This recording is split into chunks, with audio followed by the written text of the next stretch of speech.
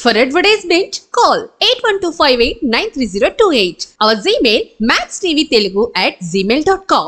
ఈరోజు మనతో పాటు శ్రీ శ్రీ శ్రీ భద్రకాళి పీఠాధీశ్వరి డాక్టర్ శ్రీ సింధు మాతాజీ గారు మనతో పాటే ఉన్నారు. ఆమెతో మాట్లాడి అసలు పూర్తి వివరాలు అనేది తెలుసుకునే ప్రయత్నం అయితే చేద్దాం. నమస్తే అమ్మ. నమస్తే అమ్మ. ఈ మధ్య కాలంలో వారాహి అమ్మవారి వ్రతకల్పం అనేది చాలా మంది చేసుకుంటూ వస్తున్నారు. అండ్ కొంతమంది ఏమంటారంటే చేసుకోవచ్చు, అలా చేయడం వల్ల ఇంట్లో మంచి జరుగుతుంది, ఉన్న దుష్టదోషాలన్నీ పోతాయి అని అంటారు. ఇంకొంతమంది ఏమో ప్రతి ఒక్కరూ అలా చేయకూడదు, అది కొంతమంది మాత్రమే చేసుకోవాలి అని అంటున్నారు. అసలు చేసుకోవచ్చు అంటారా, చేసుకోకూడదు అంటారా? అసలు ఇంతకు పూర్వం ఏంటంటే ప్రతి గ్రామంలోనూ రామాలయాలు, వైష్ణవాలయాలు కానీ, శివలింగ ప్రతిష్టలు కానీ, పెద్ద పెద్ద అమ్మవారి ప్రతిష్టలు కానీ లేని కాలంలోనే ఈ పల్లె జనాలకు మధ్యలో అక్కదేవతలు అని ఉండేవాళ్ళు.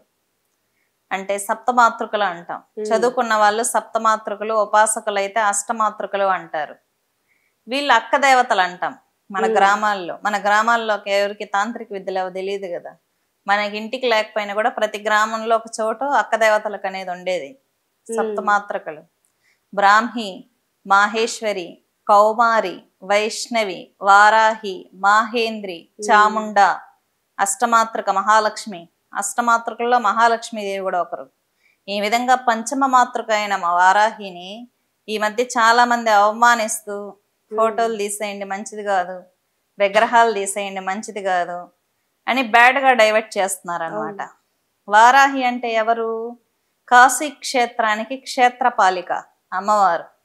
అవునా? అటువంటి గొప్పదైన కలియుగంలో మోక్షాన్ని ప్రసాదించేటువంటి ఆ కాశీ క్షేత్రానికి క్షేత్రపాలిక అయిన అమ్మవారిని అవమానిస్తూ వీడియోలు చేశారు. అంటే కాశీ క్షేత్రాన్ని రక్షించే దేవత మనల్ని చంపేస్తుందా? మనల్ని బ్యాడ్ చేసేస్తుందా? కాశీని రక్షించేటటువంటి దేవత. ఇంతకుముందు ఒక రాక్షసుడు తపస్సు చేస్తున్నప్పుడు రాక్షసుడికి అమ్మవారు వరం ఇచ్చింది.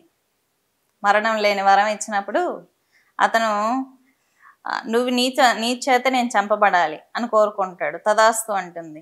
నువ్వు కూడా చంపకూడదు అని అడుగుతాడు. మళ్ళీ సరే అంటుంది. తర్వాత వరాహస్వామిగా వస్తుంది వారాహి.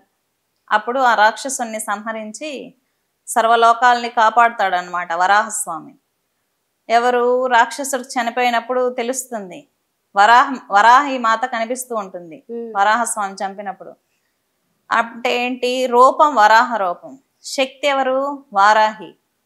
అప్పుడు వారాహి అమ్మవారిని, సృష్టిని, ఈ భూమిని భూలక్ష్మీదేవి అంటారు చాలా చోట్ల వారాహిని. అటువంటి భూమాతని, అటువంటి వరాహ స్వరూపంలో ఉన్నటువంటి వారాహి శక్తిని చాలా మంది బ్యాడ్గా ట్రోల్ చేస్తూ చేయొద్దండి, విగ్రహాలు పెట్టకండి. అసలు అలాంటి వీడియోస్ చేయడం వల్ల చాలా మంది అమ్మవారి విగ్రహాలు అన్ని తీసి బయటపడేశారంట. నాకైతే అవి చూసినప్పుడు చాలా బాధగా అనిపించింది. అంటే ఒక అమ్మవారి క్యారెక్టర్ని డిసైడ్ చేసేటటువంటి అంత గొప్ప ఉపాసకులు ఎవరున్నారు? అమ్మవారి క్యారెక్టర్ని డిసైడ్ చేయగలరా? మొత్తం సృష్టినే కాపాడినటువంటి దేవతని డిక్లేర్ చేసేసారు. ఆమెకు పూజ చేయకూడదు, ఆవిడ దేవత కాదు, అదైపోతారు, ఇదైపోతారు, వాళ్ళకి ఆ ఎక్స్పీరియన్స్లు వచ్చాయంటే, వీళ్ళకి జరిగిపోయాయంటే మీరు చేయకండి అని ఒక వీడియో చేయడం వల్ల కొన్ని వేల మంది మా ఇంట్లో ఉన్న వారాహి విగ్రహాలు తీసి బయటపడేసాము, ఫటాలు తీసి బయటపడేసాము అని కామెంట్స్ పెట్టారనమాట. నాకు చాలా బాధ కలిగింది. ఎందుకంటే ఒక అమ్మవారి క్యారెక్టర్ని ఒక మనిషి డిసైడ్ చేస్తుందా అని చాలా బాధ కలిగింది అనమాట. కాబట్టి వారాహి అనేది ఏంటంటే వారాహి పూజలు చేయకూడదు అని చాలా మంది ఈ మధ్య బుక్లలో రాశారు.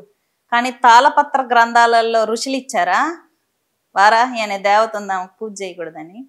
ఎక్కడ తాళపత్ర గ్రంథాల్లో మన యోగులు ఋషులు రాయలేదు. ఈ మధ్యలో ఈ మిడిమిడి జ్ఞానం ఉన్నటువంటి వీళ్ళు రాశారు మధ్యలో ఆ దేవతకు పూజ చేయకూడదు అంటే. బుక్లు నమ్మాలా, మన వేదాలని నమ్మాలా, తాళపత్ర గ్రంథాలని నమ్మాలా? ఎవరిని నమ్మాలి? యూట్యూబర్స్ని నమ్మాలా? దేన్ని నమ్మాలి? ఇప్పుడు అమ్మవారికి ఒక నామం ఉంది వారాహి అని. లలితాదేవికి సర్వసైన్య అధ్యక్షురాలు వారాహిదేవి. శ్రీవిద్య ఎవరు ఉపాసించారు? శ్రీవిద్యని ఎవరు ప్రాచుర్యంలోకి తీసుకొచ్చేవారు? ఆదిశంకరాచార్యుడు. ఆయనకన్నా మనం గొప్ప వాళ్ళమా? వారాహి పూజ చేయకూడదని ఆది శంకరాచార్యులు ఎక్కడ చెప్పలేదే. చేస్తే అదైపోతారు ఇదైపోతారు అని ఏమైనా ఇచ్చారా? ఎక్కడ చెప్పలేదు. ఇప్పుడు వారాహి స్తోత్రం ఉంది. ఈ మధ్య బుక్స్ రాసిన వాళ్ళు బ్యాడ్ చేస్తూ డిగ్రేడ్ చేస్తూ రాశారు బుక్స్. ఇంకొకటి వీరభద్ర పళ్ళెం అని వేస్తారు.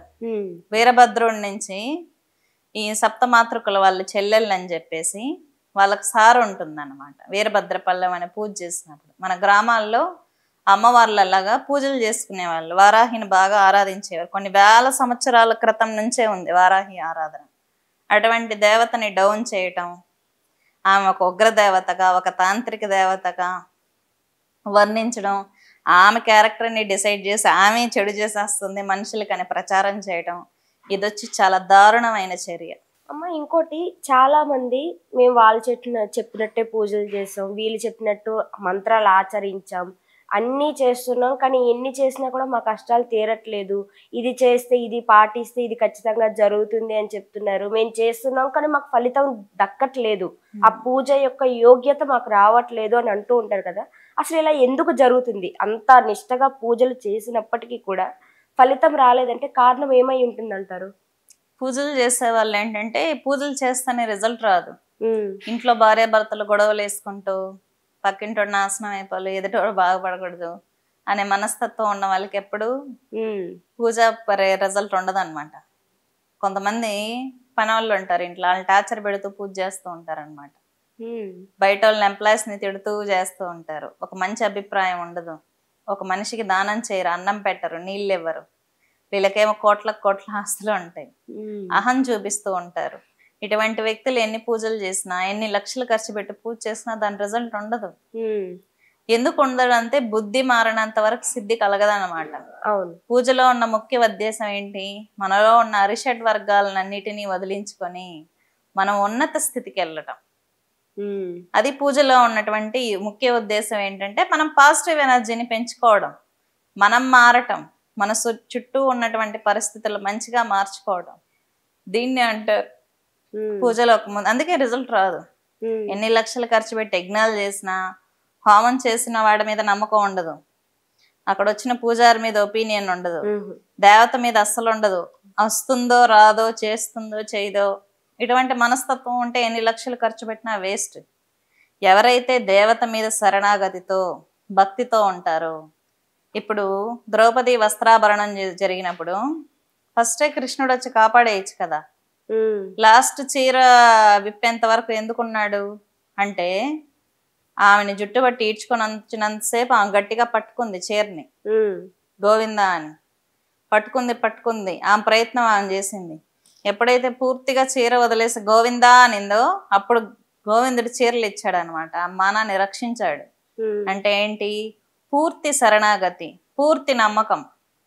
పూర్తిగా ఎప్పుడైతే దేవునికి శరణాగతి అయిపోతామో అప్పుడు దేవుడు రక్షిస్తాడు అన్నమాట.